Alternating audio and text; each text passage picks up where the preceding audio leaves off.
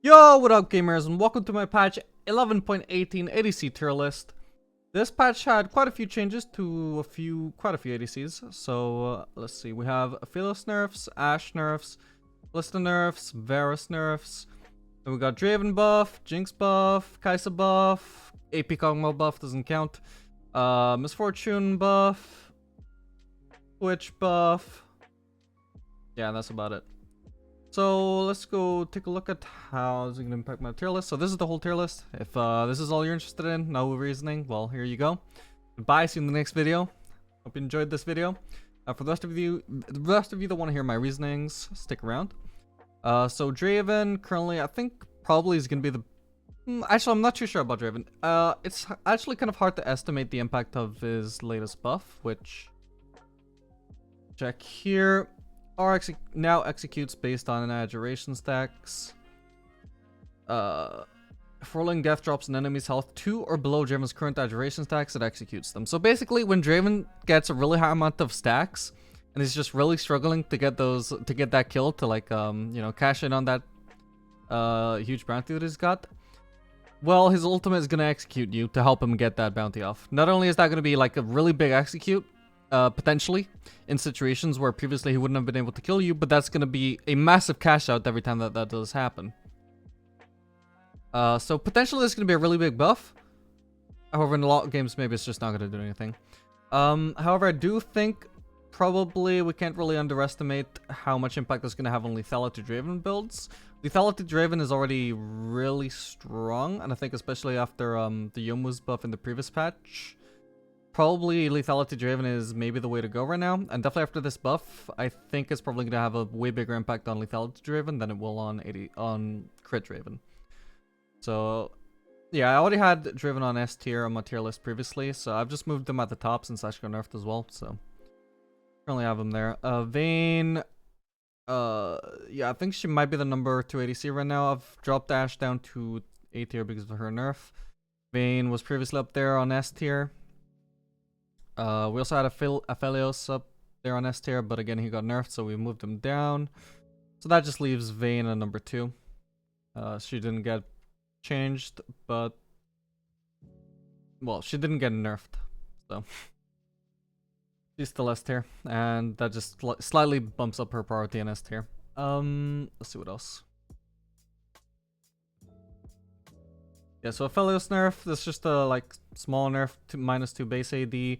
People say that that's not too significant because, you know, he's already getting like +5 AD with every rank in his queue. However, -2 base AD is -2 base AD. -2 base AD is always really significant in the early game, especially. No matter how much AD you end up getting later on. So Aphelios or no Aphelios, this is always going to be a big nerf to an ADC. So I previously had him in S tier. I think he was really busted with the collector build with the Q into Emax skilling order. But yeah, I mean, I'm still going to have him in A tier, I think. I think he's still going to be really strong, but probably not S tier anymore. And we got Kalista nerf. Well, okay, Kalista was already literally at the bottom of D tier, so... whatever, who cares? It's a pro play directed nerf. Then we got Varus nerf. That's sad, because Varus, I think maybe, I can't remember if I had him at like the top of C tier or like the bottom of B tier, but I didn't think it was too bad with the on-hit builds. But they have literally just nerfed him directly to his on-hit builds. They've reduced his base AD, again, -2 base AD. Like I said, pretty big nerf to any ADC, especially in the early game. They've also reduced his attack speed from his passive. Which is, you know, pretty bad for DPS Varus, so... yeah. Back to C tier. I did think it was a bit underrated before, but now he's... gonna be as garbage as people think he is, so unlucky.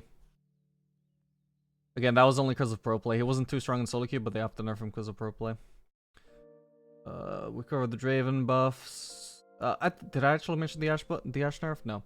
So they've increased the cooldown of Ashe W by 4 seconds at early ranks. However, she does recover that cooldown later on as she levels up her W. It ends up at 4 seconds, just as before.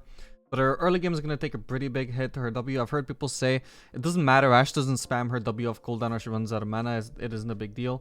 However, there's a lot of times in lane as Ashe that you are literally waiting on your W to get a good trade off. And not having that W up for potentially another 4 seconds is just going to cost you trades that you would want to go for. It's going to like make you lose a trade that you would win because your W won't be up in time. It's going to... like, if it delay a good trade, which means, like, potentially that's not too significant, but it can, like, can be the difference between just getting a good, enough trade again, like, later on, just barely in time to get a kill, or not. What was the third scenario I was gonna say? Whatever. Anyway, I think it's a pretty big nerf to her early game. So I've dropped her from S tier to A tier. She should still be decent. And in fact, maybe I'm under or overestimating the impact of this nerf. Maybe she'll still be S tier. But I'm just thinking that this is like the Halo Blades nerf again, except like double the downtime is what they've nerfed about it. So probably gonna be a little bit significant. Okay. Oh, so then we've got Jinx. I've actually moved Jinx from A tier to S tier, partially because of this buff, but also partially just because of both Aphelios and Ashe dropping to A tier, which in my opinion increases the priority or the value of Jinx. So, big thing about Jinx is that I think she is super underrated right now with Stormer's her second item. I'll show here. This has been very consistent for like quite a few patches now since I've been checking this out. You can see here Stormer's the second item on Jinx has a massive win rate compared to anything else. We check it with Shield Bow as well. Again, oh no, okay, that win rate has gone down, but it's only at 1,000 games. Was a bit better before, but either way, like there's no reason why it would be any worse with Shield Bow than with Kraken Slayer. With Kraken Slayer, where you've got plenty of sample size, at least as much as you're gonna get for an unpopular build. It is very consistent that it has an amazing win rate on Jinx compared to the Runaz build. I think she is super underrated with this build. I've tried it quite a few times myself. It feels super strong. The idea behind it is that when you hit, you know, like a rocket Q from far away onto a target and you give them that massive 99% slow or whatever it is. Okay, 75% slow. For 0.5 seconds. That's only a very short duration, but it's enough time for you to land your W. There's no way they can dodge your W if they're 75% slowed, not unless they dash or flash or something. If every time you're hitting a Stormer's is slow, you're also hitting your Jinx W guaranteed every single time, that is a lot of damage that you can put off. And for that reason, this build has really big synergy with Fire Cannon. You can either do Fire Cannon third, or you can do it fourth after Infinity Edge. Either way, when you build that Fire Cannon, you're gonna have amazing poke. Not just because of the Stormraiser, although you will have amazing poke even just with the Stormraiser and just with the Fire Cannon, because both of these with the Energizer passive do a lot of poke. But following that up with the W as well, it's gonna be amazing damage. Just absolutely chunks anybody out every single time you have Stormraiser and Fire Cannon up. It's huge. I think that build is massively underrated, and that's why I put her in S tier. If not for that build, I think she would, even with this buff, probably bottom of A tier or maybe top of B tier, something like that. I don't think she's that good with Runeans, and I don't think that buff will change anything about that either. I think this buff is, for sure it's pretty nice, but definitely not S tier unless you're using the Stormraiser build. What else is there? Oh, yeah, so we've got the buff to Kaisa, which is going to be minus 2 second cooldown on her E. Not at the start of the game, but later on, once you've skilled it, it's going to go down from 12 seconds to 10 seconds. You now get 1.5 second cooldown reduction on it per level rather than 1 second cooldown reduction. It's going to be pretty big, I think. She's already like really slippery, and this is going to like massively enhance that. Not only that, but it's also going to give her like more uptime on her attack speed steroid, which is, you know, tied to her E. So that's going to be pretty big. it's hard to, like, it might just come into play too late to really have that much effect over her win rate. I'm not sure. But I went ahead and pushed her up to A tier anyway, because I also think she's a little bit underrated. With like, I think she's better if you just skip Serrated Dirk. Don't go for that early Q evolve. Just go Kraken Slayer into Phantom Dancer, which gives you a bit of a delayed Q evolve, but you also hit the super early E evolve power spike at 2 items. Then you go Infinity Edge third, and that 3 item power spike I think is much more important than hitting your early Q evolve, because those 3 items you're gonna do amazing damage. I think she's underrated with that build, and I think that buff should help her as well. So put her at the bottom of A tier.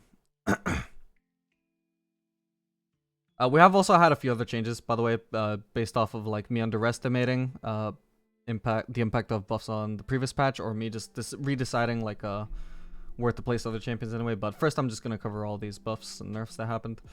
So yeah, we got the Kog'Maw buff, which is an AP ratio buff for his mid lane. Doesn't really apply.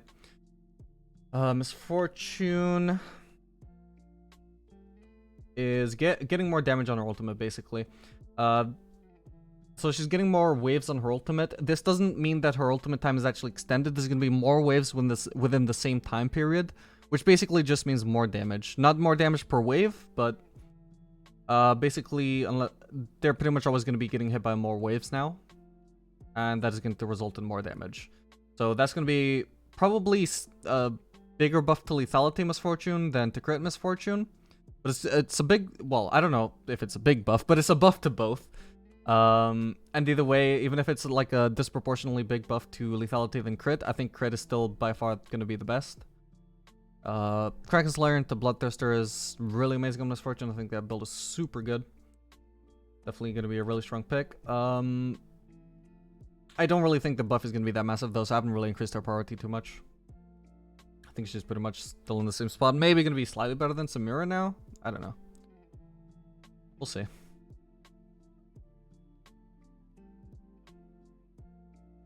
Yeah, then we got the Twitch buff. So that's just plus 10 AD on his ultimate, which I think is pretty decent. However, like, he's really not that great at the moment, Twitch, I don't think. So I didn't really change his placing, because I don't think he's like necessarily much worse than any of these, or worse at all. But he's definitely not A tier. I don't think he's going to be A tier with this buff either, so he's just chilling at the top of B tier right now. Maybe I'll be pleasantly surprised. Maybe I'll end up placing him higher next patch.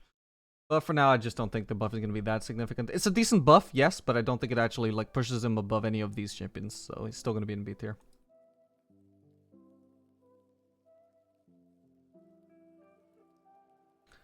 Okay, so that covers all the ADC buffs and nerfs. Aside from that, let's see, I've changed some other stuff. Let me just remind myself.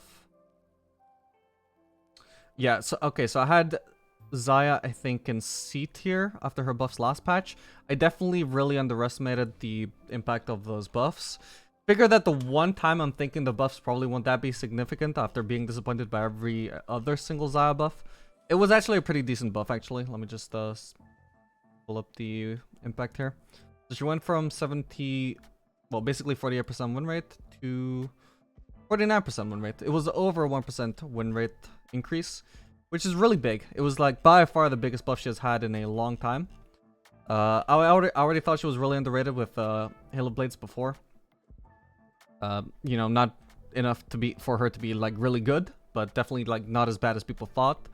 So for me, 49% win rate on average, while she's like really good with or a lot better with Halo Blades. To me, that means that now with Halo Blades, she's actually quite a decent champion. So I'll put her in B tier. I've also been playing a lot with Lethality Xayah, which is well, a Lethality Xayah build. Duskblade into Essence Reaver into Navori. It's a really weird build. It feels really good to me, but I don't really know where to rank it. I'm not really like confident enough to say that it's actually better than crit. However, if you guys want to try that out, feel free. Maybe you actually like it. It feels really good to me. And as usual, lethality or no lethality, I think she's way better with Navori third item than with Infinity Edge. She just benefits massively from that CDR, just constant feathers, you know, roots, It's just amazing on her. You probably do a little bit less damage with Navori than with Infinity Edge, but you just get so much more utility out of it. It's just fucking insane. You're also gonna have a massively lowered W cooldown as well. Eventually, that will lead to pretty much permanent W uptime. So it is a pretty significant damage buff as well. Just maybe not as much as Infinity Edge, maybe, but definitely like the utility more than makes up for that. Let's see what else. Oh, so Senna, I think maybe I had her in C tier after her buffs last patch, whereas previously she would have been D tier. The buff was actually pretty decent. I put her at the bottom of B tier now. She's still not like amazing, not a top tier pick for climbing, but she's like definitely not bad either. I think she's decent. Again, she's actually got quite a few builds you can use. Most popular is crit DPS, but I mean there's also like some lethality builds going around. There's even a build that skips mythic until third item. You just do Mana Moon into Yomu's. Yomu's is amazing right now, so that makes perfect sense. There's also the standard Divine Sundra build that has been meta for quite a while. There's just regular lethality as well. So, you know, you got those 3 different build paths you could try. All 3 seem to be quite good. Okay, so Lucian, yeah, so Lucian after his buffs last patch, I was a bit optimistic. I was really hoping that would push him into being more of a viable bot lane pick. The Lucian changes were really successful in weakening him on mid lane and making him better on bot lane. However, it did it in the kind of a shitty way. So Lucian right now is, well, you guys know how Kog'Maw has always been known as being like really shitty with every support except for Lulu, right? I think that's really exaggerated. I think Kog'Maw has always been decent with other supports, just like a really top tier with Lulu at all times. Lucian is now that, but to an extreme, like really extreme. Like if you thought Kog'Maw was like super reliant on a specific support, Lucian is that like times 5. We're gonna check this out here. Here are his supports. Oh, what? That is Lulu's most popular support. That was, I literally checked this like an hour ago. Nami was his most popular support, and that made perfect sense because check out his win rate with Nami, compared to his win rate with anything else, except Sona. Okay, it's Nami and Sona. He is extremely forced to play with Nami or Sona, or to a lesser extent Yumi as well. Right now, every other win rate is garbage. He is like they did make his W or his new passive. I can't remember where the effect is.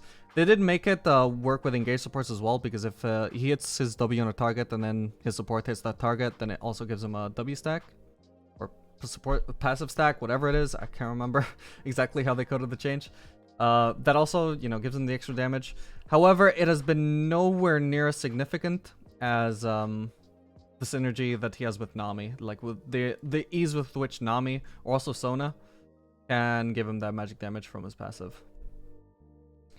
So right now, he honestly, if you're playing Lucian with Nami or with Sona, probably top of B tier, I would say. Maybe bottom of A tier. No, probably just top of B tier, I think. But he is like so ridiculously like just forced to play with one of those 2 supports that I generally have him in C tier, because I mean most people do not even want to play Lucian with enchanters. They want to play him with all-in supports. For the average player with it, which is not going to be duo queuing with support who is always going to play exactly what they want, you have like no reason to play Lucian right now. He is decent if you're going to be playing him with Nami or Sona.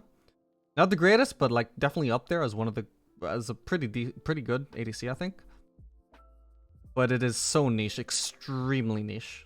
I think the shitty thing is there is like room to buff Lucian ADC right now, because they successfully lowered his mid lane win rate while increasing his average bot lane win rate. But he's still pretty bad on bot lane in general.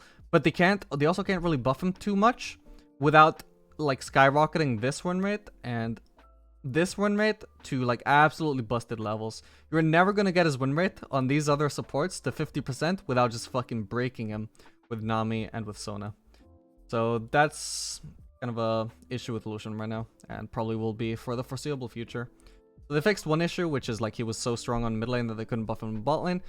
Now they got another. They fixed that, but now they got the issue of him being so strong with Nami and Sona that he can't really be good with any other support. So, oh well.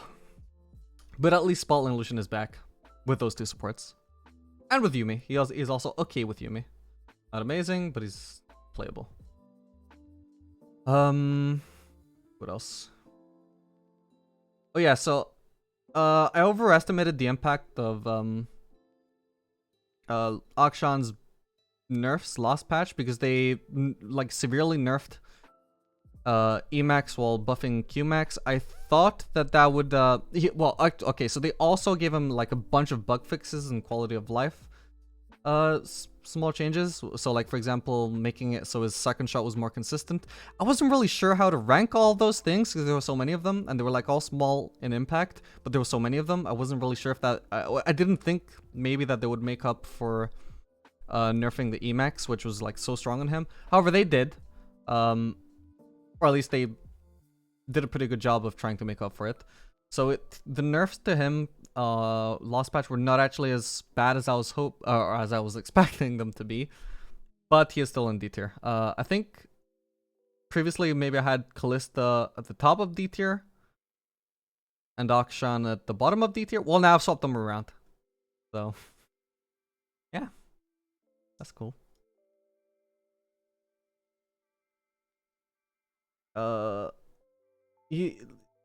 I think he's still decent on mid lane. I haven't really checked that though. Yeah, so his mid lane whenever it is pretty decent. Over on bot lane previously, he was only like viable because of his Emax build. Or well, just Emax in general. It was really strong. It might still be his better build, but like not by a significant margin. And yeah, like they also kind of nerfed his on-hit build, I think, which was like also like this really underrated thing about him. But yeah, now I just think there's pretty much very little reason to be playing him on bot lane at the moment. Unless you just really enjoy him. He is really fun, to be fair. Yeah, I think that pretty much about covers it all. So I really hope you guys enjoyed this video. I hope you guys found it informative. Hope you know what you want to play now in ranked and why. What builds maybe are good for the champions you want to play. Make sure to like and subscribe if you want to see more videos of this kind in the future. And I'll see you guys in the next video, gamers. Good night.